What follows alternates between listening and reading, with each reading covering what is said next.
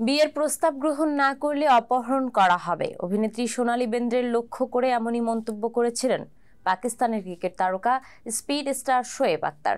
বলিউড অভিনেত্রীকে নাকি খুবই পছন্দ করতেন শোয়েব, তাই এই মন্তব্য করেছিলেন তিনি।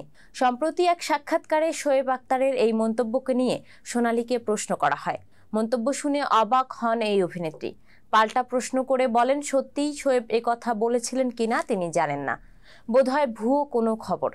সাক্ষাৎকারে সোনালী জানতে পারেন শোয়েব এক সময়ে তার অনুরাগী ছিলেন। এই খবর শুনে খুশি হন তিনি। শোয়েব আক্তার নিজেই নাকি এক সাক্ষাৎকারে স্বীকার করেছিলেন যে তিনি সোনালী বেন্দ্রেকে পছন্দ করেন, এমনকি অভিনেত্রীকে বিয়ে করার ইচ্ছেও প্রকাশ করেন তিনি। মজা করে বলেন, সোনালীকে বিয়ে করার জন্য তিনি যা খুশি করতে পারেন, প্রয়োজনে অপহরণও।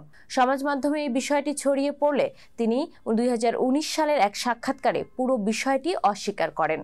এই গুজবটি বন্ধ করতে চান বলেও তিনি জানান।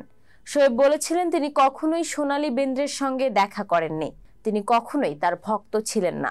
বহু ছবিতে সোনালীকে সুন্দরী দেখেছেন তিনি, কিন্তু তবুও তার ভক্ত নন তিনি।